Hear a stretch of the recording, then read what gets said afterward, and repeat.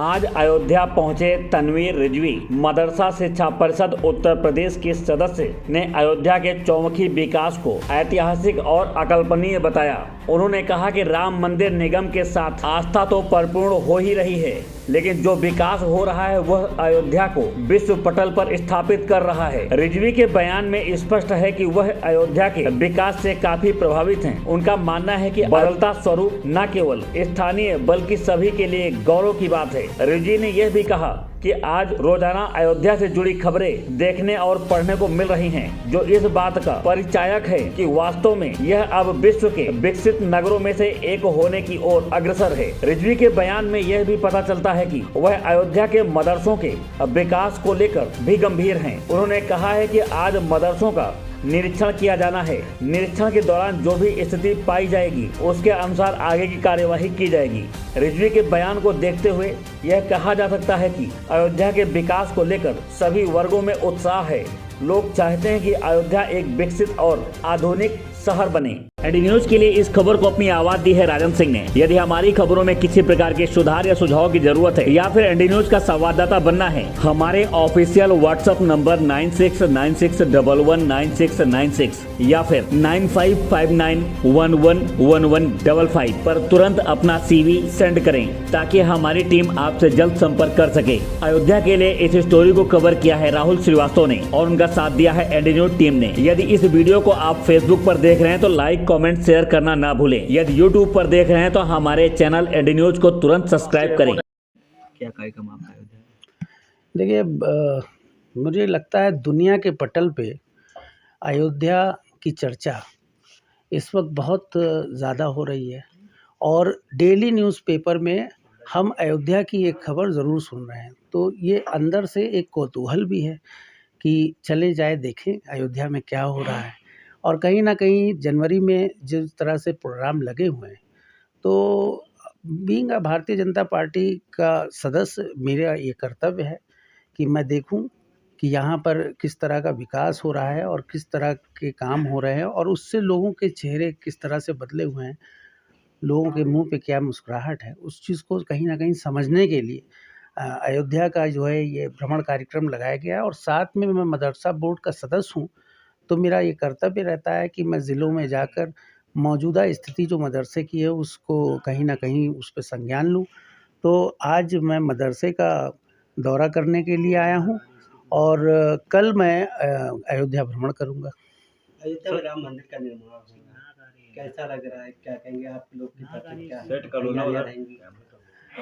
मैं आपको बताऊँ, मैं जिस जगह पे रहता हूँ वहाँ पे 90% आबादी जो है वो गैर मुस्लिम है।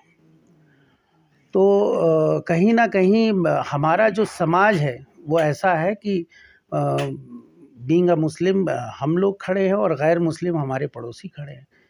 तो हमारे जो पड़ोसी हैं उनके चेहरों की जो चमक है वो कहीं ना कहीं हमको जो है अंदर से एक अच्छा महसूस कराती है।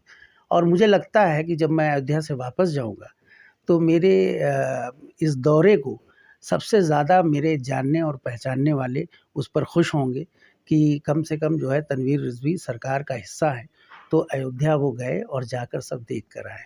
अयोध्या में मदरसों को लेकर बहुत सारी भ्रांतियां हैं कि केवल दीन की तालीम दी जाती है, तो पर दर्शकों को बताएं कि मुझे लगता है कि इल्मी बयार जहाँ भी है, जहाँ भी पढ़ाई का माहौल है, वहाँ पे भ्रांतियाँ भी साथ साथ हैं। आप देखिए कॉन्वेंट स्कूल में अलग भ्रांतियाँ हैं और कहीं ना कहीं जो हमारे सरकारी स्कूल चल रहे हैं बेसिक के, उनकी अलग भ्रांतियाँ हैं। तो मदरसे की भी ऐसे ही भ्रांतियाँ हैं। भ्रांतियाँ होना एक अलग बात है और ग्राउंड पे वर्क क्या हो रहा है उसको महसूस करना अलग बात है। क्या इस बात से हम डिनाई कर सकते हैं कि मदरसों के अंदर गरीब मुसलमानों के बच्चे नहीं पढ़ते हैं? पढ़ते हैं और पढ़ाने वाले टीचर जो हैं उसको पढ़ाते हैं। कहीं ना कहीं बच्चों का मुस्तकबिल उस मदरसे से संवरता है। अब भ्रांतियों को अगर हम जो है दिमाग में रख कर और उसकी तरफ से मुंह मोड़ लें तो ये हमारा फ़र्ज़ नहीं है। हमारा फ़र्ज़ है कि जो कमियां हैं उनको दूर करें और अच्छा माहौल क्रिएट करें ताकि बच्चे जो है अच्छी तरह से पढ़ाई करें, उनका मुस्तकबिल संवरे। सरकार की तरफ से क्या ऐसा योजनाएं चल रही है, जैसे छात्रवृत्ति मिलती है बच्चों, क्या मदरसे के लिए भी? देखिए, मैं मदरसा बोर्ड के तहत जो है आपको ये बताना चाहता हूँ, हमारा काम है मदरसे में एक अच्छा सिलेबस देना, एक नकल विहीन परिस्थिति में उनकी परीक्षाएं कराना और उनका जो है रिज़ल्ट टाइम से घोषित करना, और कहीं ना कहीं मदरसे के जो छात्र हैं उनको ऐसा रिज़ल्ट मिले कि वो आगे अपना मुस्तकबिल संवार सकें। हम लोग इसके लिए उत्तरदायी हैं और मुझे लगता है कि हमारा पूरा बोर्ड इस पे बड़ी शिद्दत से काम कर रहा है। और जिस तरह से हम लोगों ने दीनी तालीम के साथ दुनियावी तालीम को मर्ज करके मदरसे के अंदर उतारा है और टीचरों को जिस तरह से बाध्य किया है कि वो अपने मदरसों में जाकर पढ़ाएं बच्चों को, और बच्चों की अटेंडेंस जिस तरह से सुधारी है, और पिछले 3-4 साल से आप देख रहे हो नकल विहीन परीक्षाओं का जो माहौल मदरसे में बना है, इसकी वजह से मदरसे में बहुत अच्छा परिवर्तन आ रहा है और कहीं ना कहीं बच्चों में बड़ा सुधार आ रहा है। मंदिर का निर्माण हो रहा सर, उसके बाद मस्जिद भी बनने वाली है, क्या उत्तर प्रदेश सरकार क्या मस्जिद में बेकायदा वो बनाएगी मदरसा?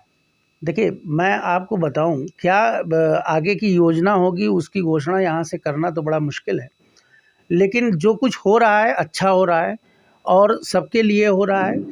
चौमुखी विकास हो रहा है अयोध्या में, जो विकास हो रहा है इसको अगर आप इस दृष्टि से देखें कि हम लोग जो है यहाँ पर जो लोग भी रह रहे हैं, हम लोगों को रोज़ ये महसूस हो रहा है कि जो आस्था है वो तो अपनी जगह कायम है, उसको तो कोई मिटा नहीं सकता, लेकिन आस्था के अलावा हम जिस डेवलपमेंट पे जा रहे हैं, जिस विकास पे जा रहे हैं, वो बहुत अच्छा है। उसमें सर हॉस्पिटल बन रहा है, तमाम चीज़ें बन रही है, इसीलिए आपसे कहा कि क्या सरकार में प्रस्ताव रखेंगे कि उसमें एक मदरसा भी हो?